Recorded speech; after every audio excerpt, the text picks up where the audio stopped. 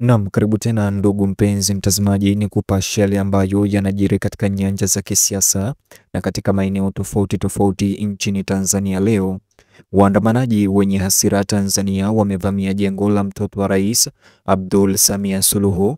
Maelfu ya vijana hao wawasha moto mkali na kuchoma jumba hilo linalomilikiwa na Abdul, mtoto wa rais, kwa kile walichokitaja kuwa hasira dhidi ya matendo wanayodai mtoto huyo wa rais amewatendea wananchi wa Tanzania siku za nyuma, ambayo hayakuwafurahisha waandamanaji hao. Nyakati za usiku wa maandamano mkoani Arusha, hali ilizidi kuwa mbaya na nitakuonyesha matukio yote katika ripoti hizi, lakini kabla ni kuonyeshe, chukua sekunde yako moja, bonyeza alama ya like, kisha bonyeza neno subscribe na alama ya kengele chini ya video hii kabla ni kutaarifu ripoti hizi kwa upana zaidi. Chaguzi na maandamano nchini Tanzania kwa mara nyingine tena leo yamezua vurugu usiku wa kuamkia leo, huku ripoti zikithibitisha kuwa waandamanaji wenye hasira wameshambulia na kuchoma jumba la kifahari la Abdul Samia Suluhu, mtoto wa Rais Samia Suluhu Hassan anayeondoka. Tukio hilo lililotokea Arusha wakati wa uchaguzi na maandamano ya Tanzania jana liliashiria moja ya vitendo vya ukaidi, biashara na haribifu tangu machafuko yaanze ya uchaguzi. Mashahidi waliripoti kwamba maelfu ya vijana wenye hasira walizunguka mali hiyo kabla ya kuwasha moto, wakiimba kwamba nyumba hiyo inawakilisha udhalimu wa mamlaka ambayo raia wa kawaida wamevumilia wakati wa uchaguzi na maandamano ya Tanzania. Wakati uchaguzi na maandamano ya Tanzania yakiendelea hadi siku yao ya tatu mfululizo, picha zinazosambazwa mtandaoni zilionyesha moto mkubwa ukiteketeza jumba hilo ambalo lilikuwa likiendelea na ujenzi kwa sehemu, huku moshi mzito ukijaa angani usiku. Umati wa watu wenye vurugu, wengi wao wakiwa waandamanaji vijana, walionekana kupuuza amri ya kutotoka nje ya serikali ya nchi nzima iliyotolewa na msemaji wa serikali kukaa mitaani hadi saa 6 usiku. Waandamanaji hao mara kwa mara wameishutumu serikali kwa kuendesha chaguzi na maandamano ya Tanzania ili kukandamiza upinzani na kuwanyima mchakato wa haki wa kidemokrasia. Zinaeleza kuwa jumba lililoshambuliwa na moto ni la Abdul Samia, ambaye amekuwa akituhumiwa na baadhi ya makundi kutumia ukaribu wake madarakani kujinufaisha, madai ambayo familia yake haijawahi kuyazungumzia hadharani. Kulingana na ushuhuda wa kanda za video zilizosambazwa mtandaoni kama unavyotazama kwenye screen yako, kunaonekana moto mkali na kuna gari moja pia limeweza kuchomwa nje ya jengo hilo, na jengo hilo pia limeanza kufuka moshi baadhi ya maeneo. Hata hivyo, juu ya chapisho hilo, Hilda Newton aliandika hivi: usiku huu jenzi wamevamia nyumba ya Abdul, mtoto wa Mama Suluhu, ambayo ipo mkoani Arusha. Wamechoma magari mawili. Wakati wa uchaguzi na maandamano ya Tanzania usiku wa kuamkia leo, waandamanaji walidai wanafanya kutokana na kufadhaika sana, wakisema wamechoshwa na matatizo ya kiuchumi, ukosefu wa ajira na kile wanachokiona kuwa ni upendeleo wa kimfumo kwa wasomi wa kisiasa. Hali ya machafuko jijini Arusha inaakisi hali ya kukosekana kwa utulivu nchini kote, huku uchaguzi na maandamano ya Tanzania yakiendelea katika mikoa mbalimbali. Waandamanaji katika mji wa Dodoma, Dar es Salaam na Mwanza pia wamepambana na polisi ambao wamejibu mapigo kwa kurusha mabomu ya vitoa machozi na risasi hewani.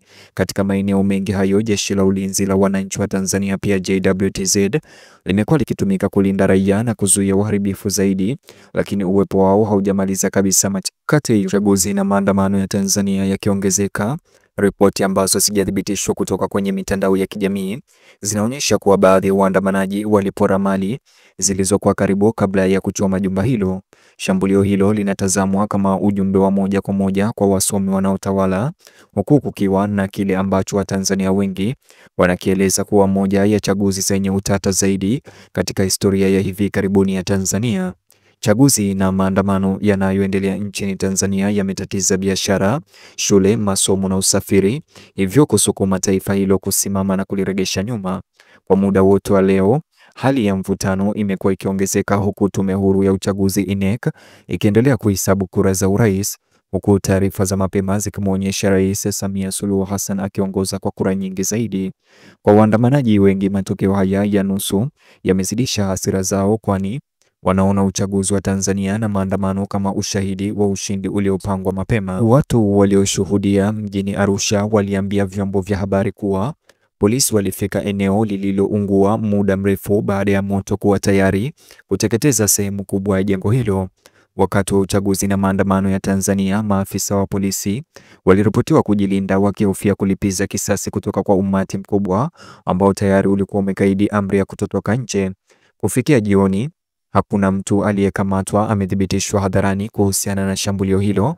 Machafuko hayo yanafuatia mvutano wa kisiasa uliodumu kwa wiki kadhaa, huku viongozi wa upinzani wakiwamo wanachama wa Chadema na ACT Wazalendo wakidai kuwa mchakato wa uchaguzi uliendeshwa ili kuzima sauti zinazotofautiana wakati wa uchaguzi na maandamano ya Tanzania. Waangalizi wa Umoja wa Ulaya, hata hivyo, jana walitoa tamko la kulaani uchaguzi huo wa Tanzania na kusema kuwa haukuwa uchaguzi huru na wa haki, na kuyataja mazingira kuwa ya hofu, ukandamizaji na kuwatenga wapinzani kama vile Tundu Lissu na Luhaga Mpina. Wakati uchaguzi huu na maandamano ya Tanzania yakienea katika miji midogo midogo tokea juzi, serikali imejibu kwa kuimarisha uwepo wa kijeshi na polisi, kupeleka askari kwenye makutano makubwa na vituo vya utawala ambapo maandamano yamekithiri.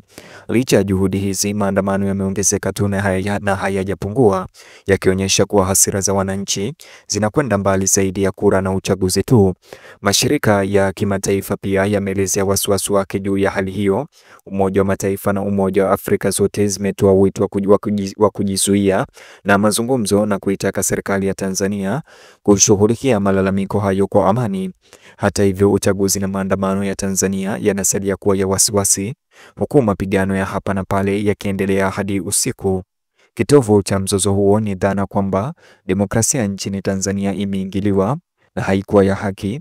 Waandamanaji ambao wengi wao ni vijana na hawana ajira wanahoji kuwa chaguzi na maandamano ya Tanzania yanaashiria miaka mingi ya kufadhaika, ukosefu wa usawa na kupoteza imani kwa uongozi. Shambulio kwenye jumba la kifahari la Abdul Samia sasa linatazamwa kama ishara ya kulipuka kwa kweli. Hii ni hasara kubwa kwa familia ya rais anayeondoka Samia Suluhu Hassan pamoja na mtoto wake Abdul, baada ya mali hiyo ambayo ilikuwa ikiendelea na ujenzi wa jumba hilo ambalo lilikuwa likiendelea kujengwa kuweza kuvamiwa na vijana waandamanaji wenye hasira na kuweza kulitia moto na pia kuchoma magari mawili yaliyokuwa nje ya jumba hilo. Uchaguzi na maandamano ya Tanzania yakiingia katika awamu nyingine isiyo na uhakika, serikali inakabiliwa na shinikizo kubwa la kurejesha utulivu bila kumwaga damu zaidi. Mitaa imesalia kujaa vifusi vilivyoteketea, harufu ya moshi na moto mkali kitanda hewani, na mustakabali wa taifa hilo ukiwa na mashaka, huku matokeo yakizidi kumiminika kutoka kwa tume ya uchaguzi. Waangalizi wanaonya kwamba ikiwa uchaguzi na maandamano ya Tanzania hayatashughulikiwa kwa njia ya mazungumzo ya uwazi wa kisiasa, mgogoro unaweza kuongezeka zaidi na kuharibu kwa muda mrefu utulivu wa nchi hiyo. Uchumi pia na sifa ya kimataifa ipo hatarini. Mtazamaji, ni hayo tu ambayo nimekuandalia katika taarifa hizi. Je, maoni yako ni yapi? Kumbuka kulike video hii kisha subscribe, alafu bonyeza box hicho kwenye screen yako kwa taarifa zaidi.